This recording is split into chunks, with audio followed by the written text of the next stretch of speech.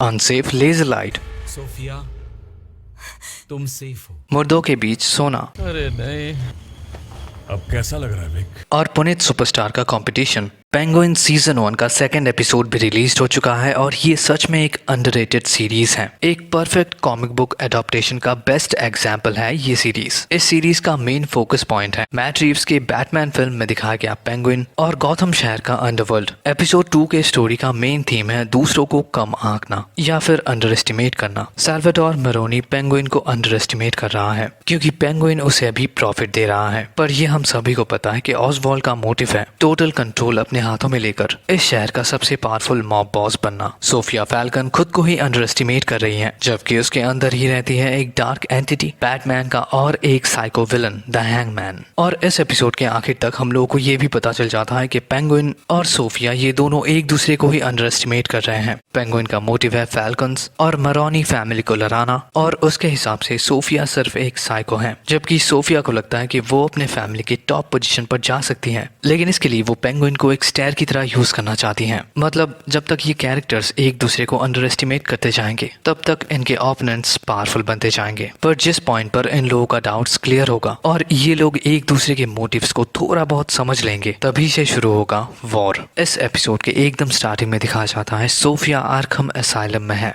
ये रूम्स, ये चेम्बर्स, ये यूनिफॉर्म्स, इन सब को हम लोगों ने मैट रीव्स के बैटमैन फिल्म में भी देखा है। इस फ्लैशबैक सीन में हम लोगों को सोफिया के पास्ट लाइफ का वो सिनेरियो दिखाया जाता है जिसके बाद उसका साइकोटिक नेचर और ज्यादा बिगड़ जाता है। सोफिया जब उस फ्लैशबैक से बाहर निकलती हैं तब ये डॉक्टर जिनका नाम है जूलियन रश, वो सोफिया से उस ट्रॉमा के बारे में जानना चाहते हैं, लेकिन सोफिया यहाँ से चली जाती हैं। पर ये डॉक्टर एक इंटरेस्टिंग कैरेक्टर है, मतलब इस नाम का कोई भी कैरेक्टर कॉमिक बुक में एग्जिस्ट नहीं करता, तो ऐसा हो सकता है कि ये एक फेक नाम है और ये असल में बैटमैन का एक साइको विलन जॉनथन क्रेन या फिर स्केयरक्रो है। अभी इस कैरेक्टर के स्केयरक्रो होने के पीछे दो रीजंस हैं और वो दोनों ही रीजंस इस रूम में मौजूद हैं। सबसे पहला रीजन है कि ये डॉक्टर एक कमाल का हिप्नोटिस्ट है, ठीक जैसे स्केयरक्रो, और दूसरा रीजन है ये पेंटिंग जिसका नाम है स्क्रीम लाउडर स्क्रीम ट्वाइस। और इस पेंटिंग का मतलब है जो किसी के सोल को दो हिस्सों में डिवाइड कर देता है। मतलब इस पेंटिंग की तरह इस डॉक्टर का भी दो मेंटल स्टेटस है, एक है ये डॉक्टर और दूसरा है शायद बैटमैन का वो साइकोटिक विलन स्केयरक्रो। लेकिन इसका कंफर्मेशन शायद हम लोग को फ्यूचर में ही पता चलेगा। पर सिर्फ ये इकलौता डॉक्टर ही नहीं है जिसका दो मेंटल स्टेटस है। सोफिया के अंदर भी और एक पर्सनालिटी एग्जिस्ट करती है, द हैंगमैन का पर्सनालिटी। सोफिया फैल्कन बने रहने की बहुत कोशिश कर रही है,